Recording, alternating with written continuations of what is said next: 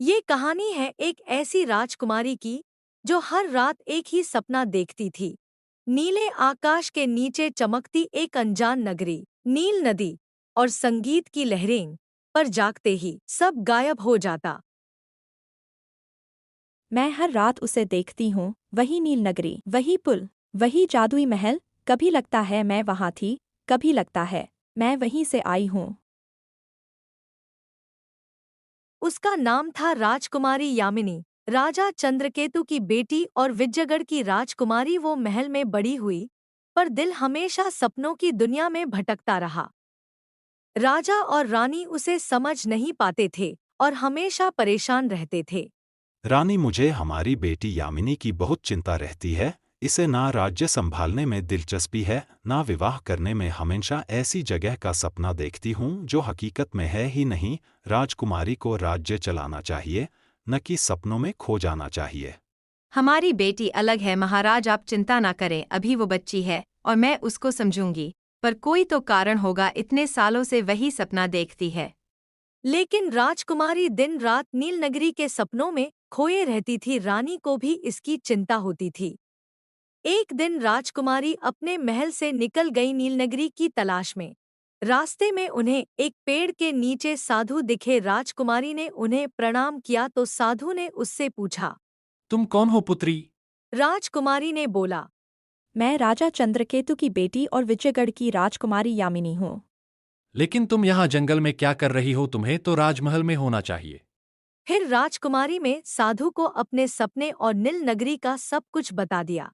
साधु महाराज, मैं बहुत परेशान हूँ। मैं हमेशा एक सुंदर राज्य का सपना देखती हूँ जिसका नाम नील नगरी है, और मैं उस जगह को ढूंढना चाहती हूँ। कुछ ही दिनों में मेरे पिताजी मेरा स्वयंवर करने वाले हैं। आप कृपा करें, मेरी मदद कीजिए और मुझे नील नगरी ढूंढने में मदद कीजिए। तो साधु ने कहा। मुझे पता था पुत्री तुम यहाँ जरूर आओगी और मैं तुम्हारा इंतजार कर रहा था। तुम पिछले जन्म में नील नगरी की रानी थी और ये तुम्हारा पुनर्जन्म हुआ है। बेटी, तुम यहाँ से सीधे चली जाओ और पीछे मुड़कर नहीं देखना। इधर राजमहल में राजा रानी एकदम परेशान हो गए थे। अब रात होने को आए थे। राजा ने सारे सैनिकों को आदेश दे दिया। जब तक मेरी बेटी नहीं मिलेगी तब तक कोई नहीं सोएगा। सारे राज्य में हंगामा हो गया। राजकुमारी यामिनी खो गई। सभी लोग उदास हो गए क्योंकि राजकुमारी सबकी चहेती थी। उधर राजकुमारी ने साधु को प्रणाम किया और आगे बढ़ने लगी। जंगल में आगे बढ़ते बढ़ते रात हो गई। अब राजकुमारी को डर लगने लगा, लेकिन राजकुमारी ने हार नहीं मानी। थोड़ी देर और चलने के बाद राजकुमारी को एक झाड़ी दिखी और जब राजकुमारी ने वो झाड़ी हटाई तो अपना राज्य नील नगरी दिखा। ये बिल्कुल राजकुमारी के सपने वाला महल था। ये तो मेरा महल है, मैं यहाँ की रानी हूँ। फिर राजकुमारी विजयगढ़ लौटती है। राजा रानी राजकुमारी को देख के बहुत खुश होते हैं। बेटी, तुम किधर चली गई थी? हम सब कितने परेशान हो गए। पिताजी, मैंने ढूंढ लिया नीलनगर। ये मेरा पुनर्जन्म है, मैं वहाँ राज करने के लिए बनी हूँ। राजा ये सुनकर बहुत हैरान हो गए। उन्हें यकीन नहीं हुआ। बेटी, तुमने कहीं सपना देखा? ये क्या कह रही हो? तुमको नील नगरी मिल गया जो तुमने सपने में देखा था? तुम यहाँ की रानी नहीं बनोगी। कुछ ही दिनों में तुम 18 साल की हो जाओगी, फिर तुम्हारा सवांवर रखा जाएगा। नहीं पिताजी, आप मेरे साथ चलिए, मैं आपको देखती हूँ। राजा गुस्से से बोले। तुम्हारा दिमाग खराब हो गया है। नील नगरी नाम की कोई जगह नहीं, ये बस तुम्हारे दिमाग का भ्रम है। राजकुमारी ये सुन के रोने लगी। फिर रानी ने राजा को समझाया एक बार। आप उसकी बात सुनकर उसके साथ जाके देख आए। फिर अगर आपको नील नगरी राज्य नहीं मिला तो आप आकर स्वयंवर कर दीजिएगा।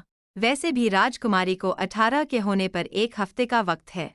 राजा ने सोचने के बाद ये फैसला किया कि वो राजकुमारी के पीछे जाएंगे। ठीक है बेटी, हम तुम्हारे साथ नील नगरी देखेंगे चलेंगे, लेकिन वहाँ ऐसा कुछ नहीं हुआ तो तुम्हें मेरा बात मान के शादी करनी होगी। ठीक है पिताजी, आप जैसा बोलेंगे वैसा ही होगा। राजा राजकुमारी के पीछे जाता है और वहाँ पर नील नगरी देख के हैरान हो जाता है। हाँ बेटी, तुम्हारा सपना सच था और मुझे माफ कर देना, मैंने तुम्हारी बात नहीं सुनी। फिर राजकुमारी यामिनी नील नगरी पर राज करने लगी और उनके राज्य में सब खुशहाली से रहते थे।